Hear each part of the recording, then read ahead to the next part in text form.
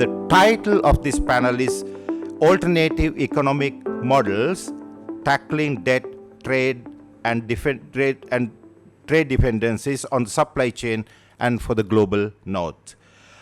I have few speakers here. I want to welcome Amali Wedagadara, and she is the senior researcher from the Bandaranaike Center for International Studies.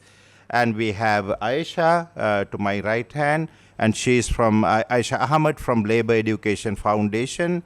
And we also have Swastika Arulingam from United Federation of Labor.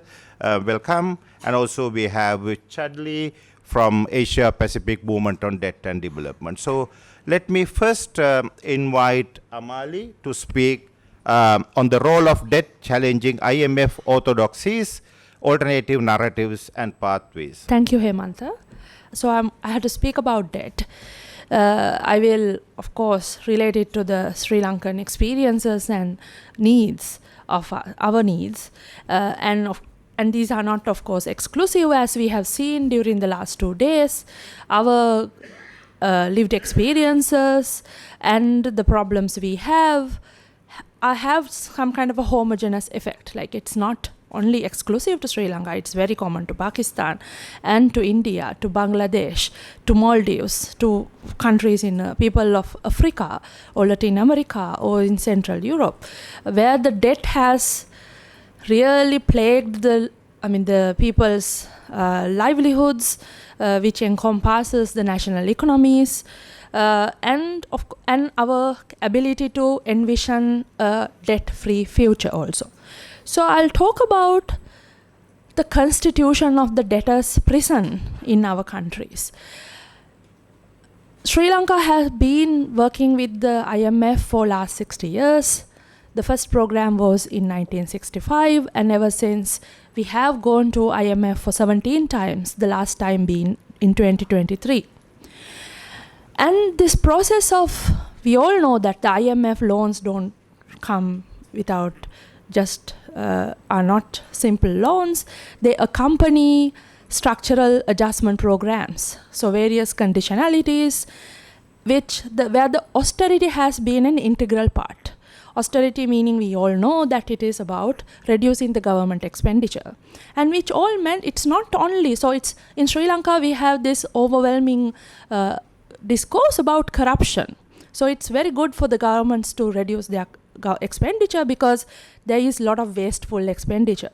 But then there is extremely urgent and vital expenditures in industries, in agriculture, in providing social goods and services, and social protection.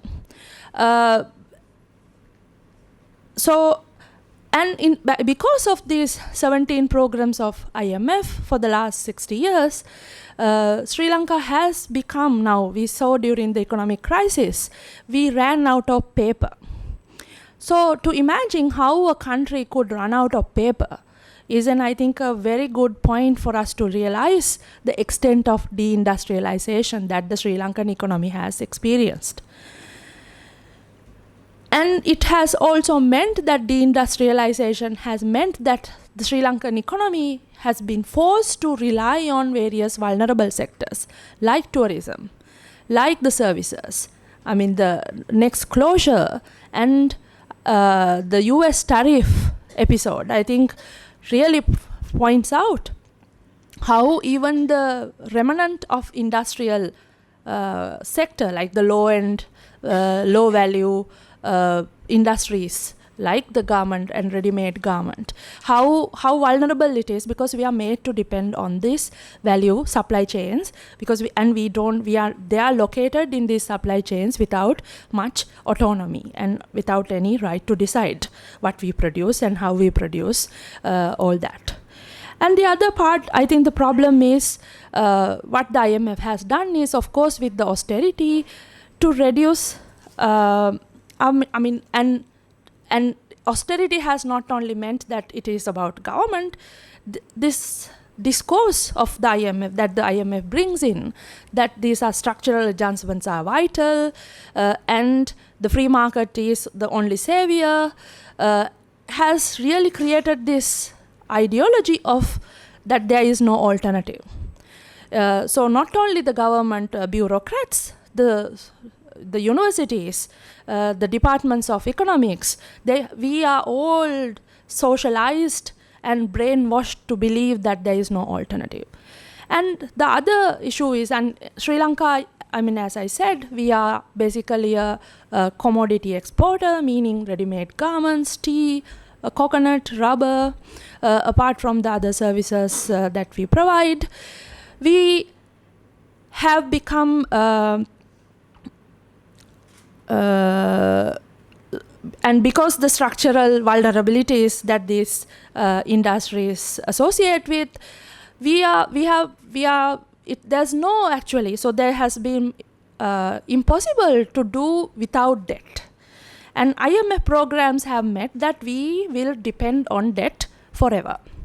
And because how these organizations also work, like the World Bank, that they say that, okay, there's de-risking. They decide they're not going to lend to the developing countries anymore because the risk is too high. They say, okay, to de-risk, the developing countries now should go to the capital markets.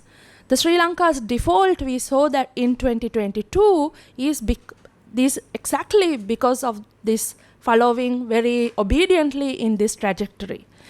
The debt bulging and the debt roll in that the IMF have conditioned Sri Lanka to during the last 60 years resulted in our default in 2022. And what have been the aftermath? What has been the aftermath?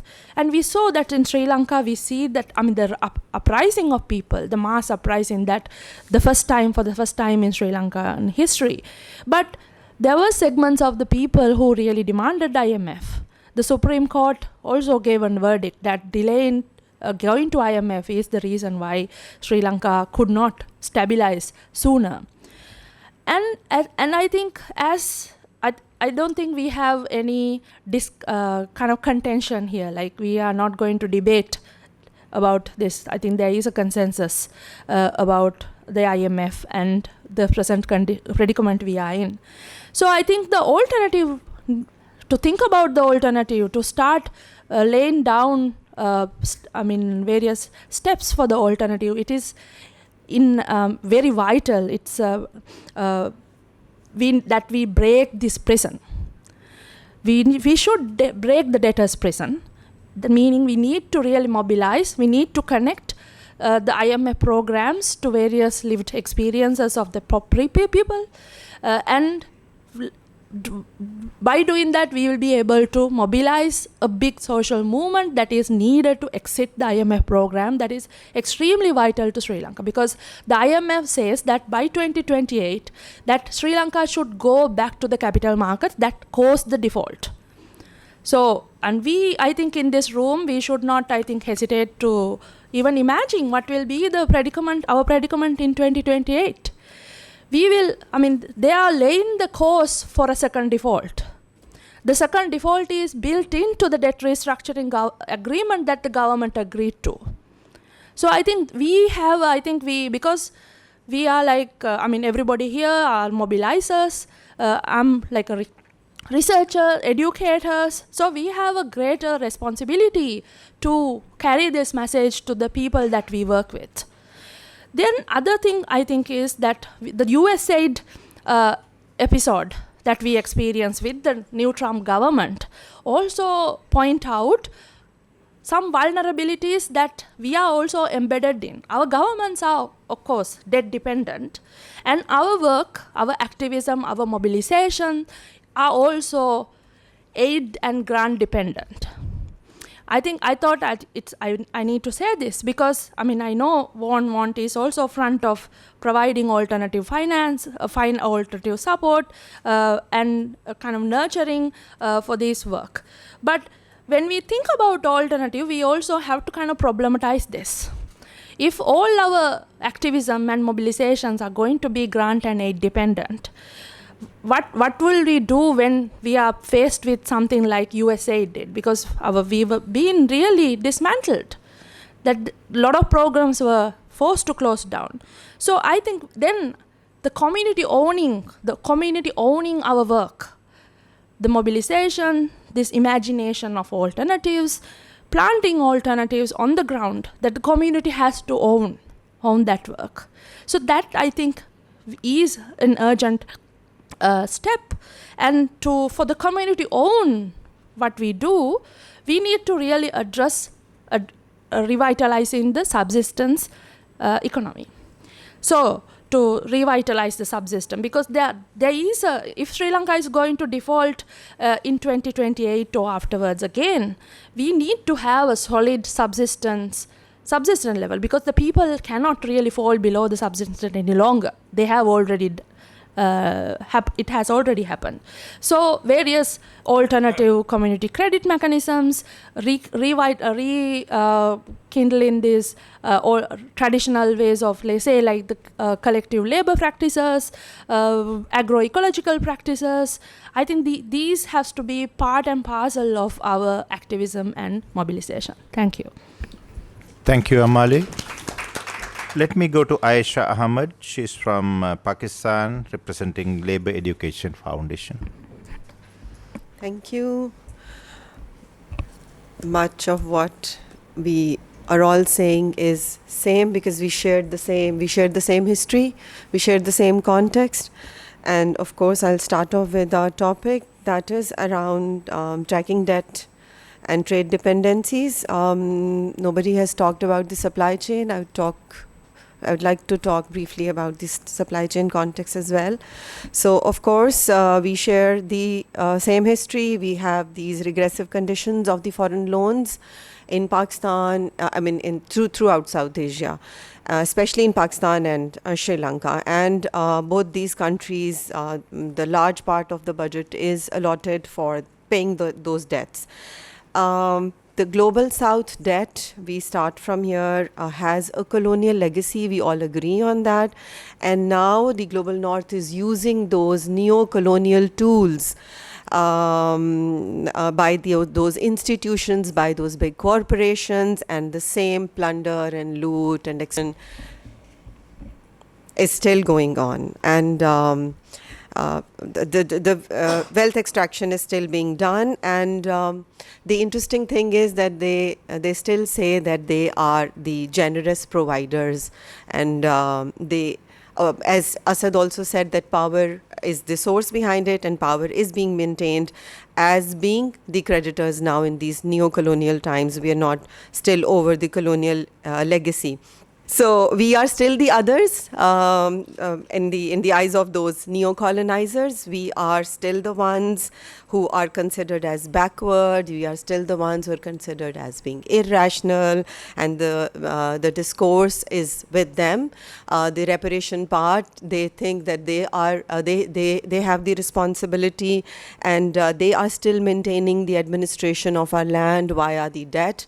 And they tell us, IMF tells us where do we need to spend the money that they lend us. And Pakistan has secured the top spot in the top 10 countries with the highest external debt, and our external debt is $131.1 billion US. And 40% of our annual budget is allotted to the debt servicing, which is it's a bleak situation when we talk about the context of Pakistan.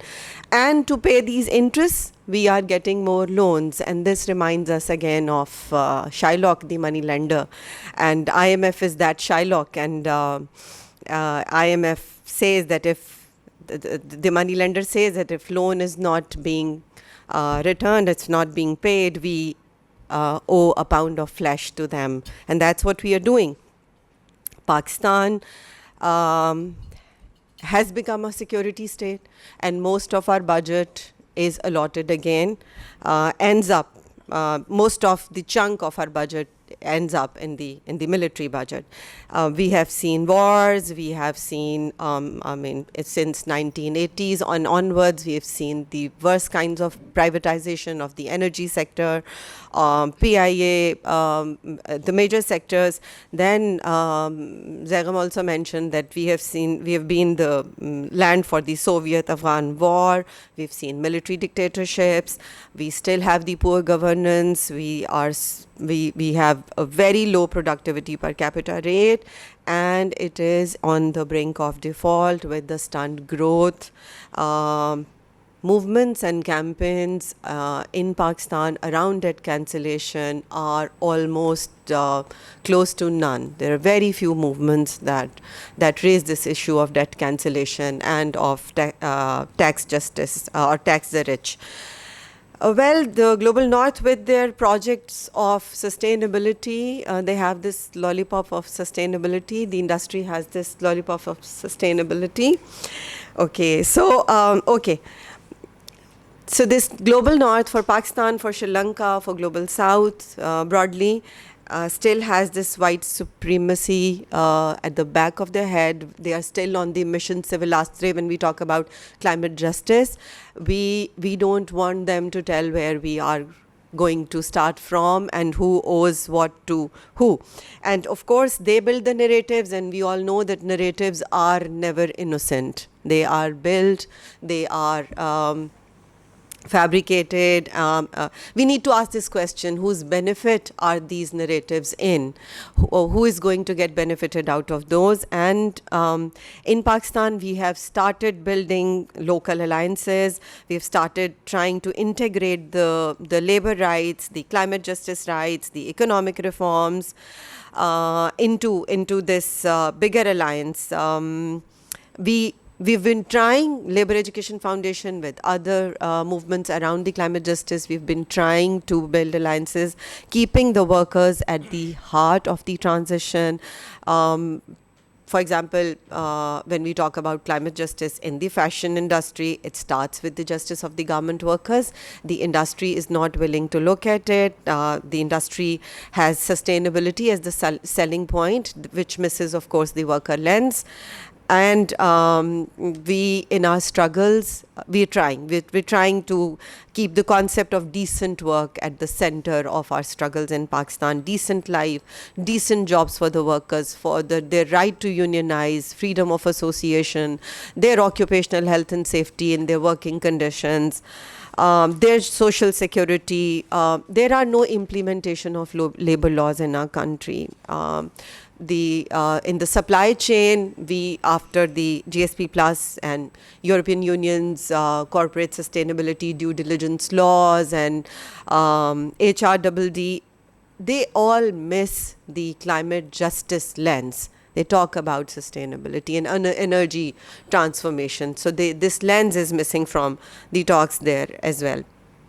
So I would like to conclude by saying that even this concept of justice is racist.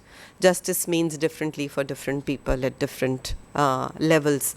And when we talk about either the debt justice or the tax justice or the climate justice, we need to keep in mind that it is a class issue, it is a gender issue, and we need to keep workers in the center to build first the alliances in our country context, and then broader in the regional and then the global context. Thank you. Let me go to Swastika Rolinga for our next speaker. I want to speak, maybe perhaps start off with the IMF package and how that came into our country and what we were doing in the left while the IMF was agreeing with the government on certain conditionalities. There was not much opposition because the government has already defaulted, and even within the left, it was not a confident, like before we would say we don't want to go into a IMF agreement, but this time we were not very confident. We said no, this is the biggest default ever, and we won't be able to come out of this crisis if IMF is the only option we have. So we all, even the left, did not oppose it to a great extent. So we went into the IMF agreement, and one of the first few things which happened amongst various other structural adjustments which are happening is that the IMF said our electricity cost, the Ceylon Electricity Board is making a huge loss. and this is unsustainable. You can't make this amount of loss, so you need to take your electricity pricing to market pricing.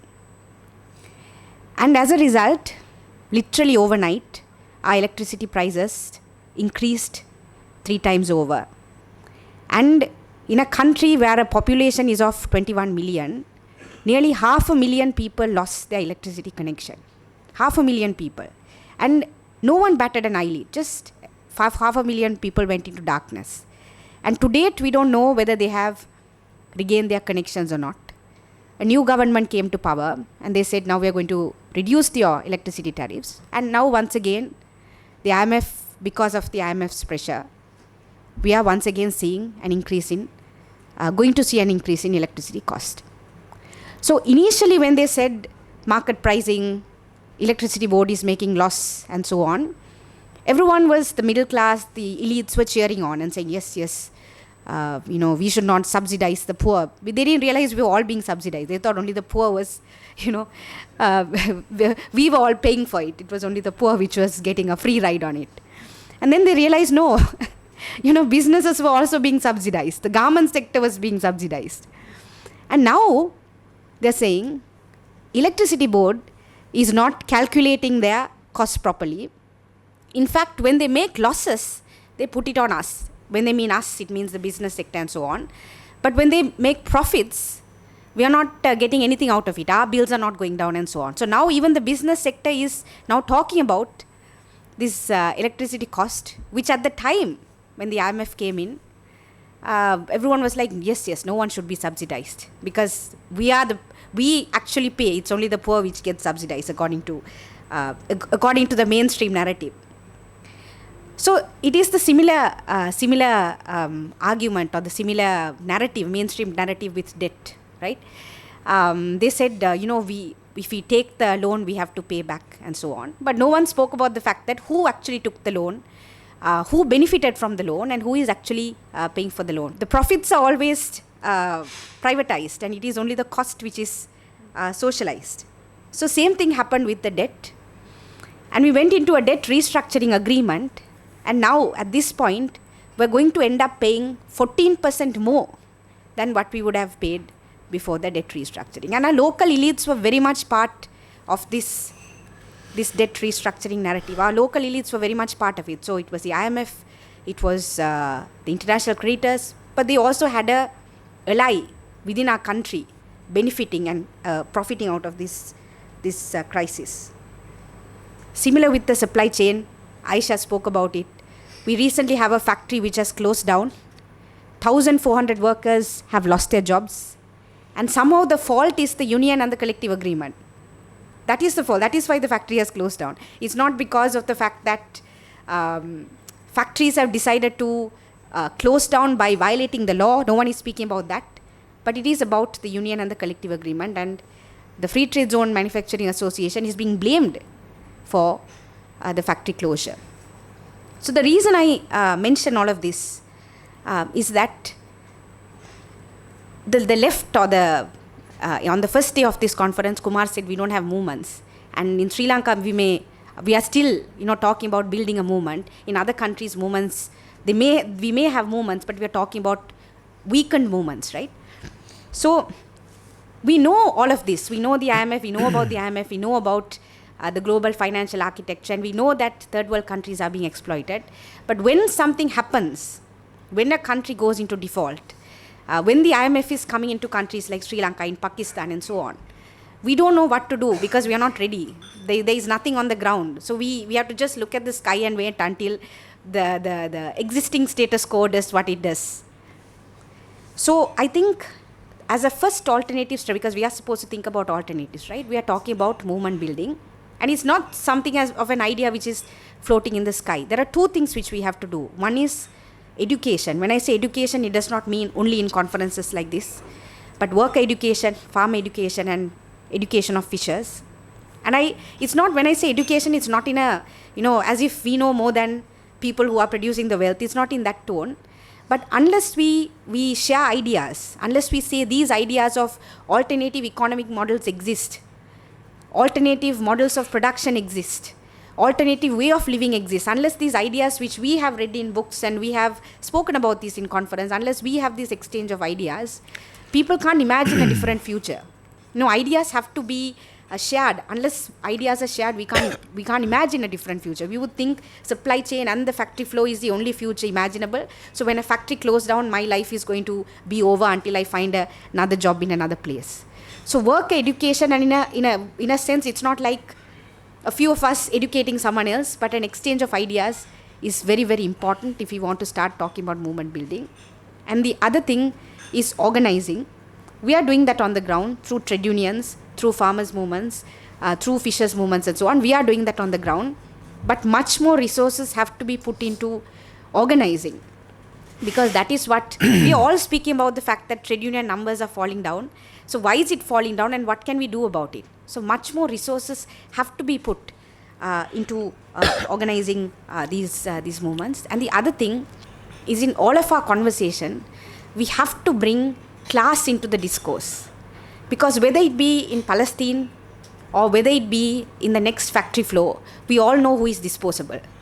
We all know who is disposable. And it's just like happening as if it's not a business for anyone. It's not a matter for anyone. It's happening.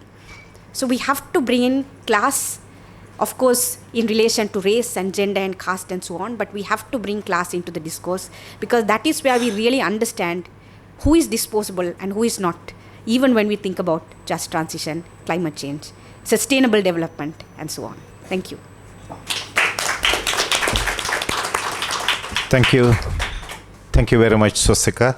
Now, I want to invite our next speaker, Chadley from Asia Pacific Movement on Debt and Development. He is going to talk about the overview of how the neoliberal order has to be transformed, the architecture of debt, trade, and how these prevent truly just equitable transition for Global South.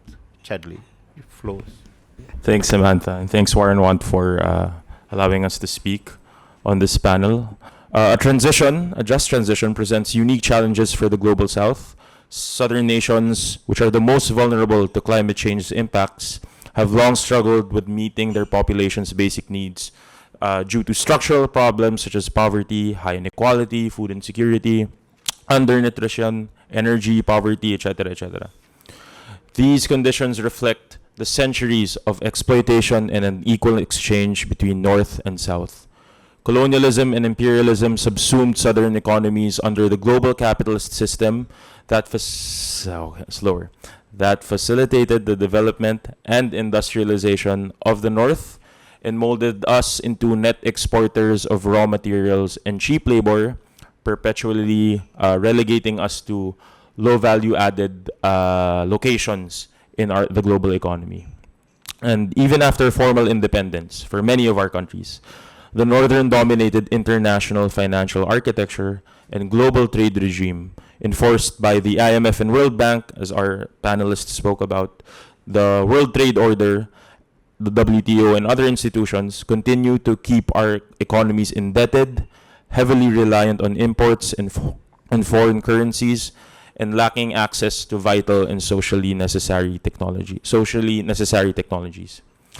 These structural problems severely restrict our respective abilities to sufficiently cater to domestic needs, and also propagate patriarchal and racial systems that relegate women, other genders, indigenous peoples, and people of color to the margins of society. So to be a bit more specific, when the IMF or World Bank impose structural adjustment on our countries that not only compels our governments to put more of our tax revenues into debt servicing, precluding putting them in social services, but also privatizes our essential industries, liberalizes our economies, rendering our products and manufacturing unable to compete with foreign imports, and flexibilizes our labor force so that wages are kept low and workers are made precarious. This impedes our country's fiscal ability to implement climate actions and just transition measures and policies.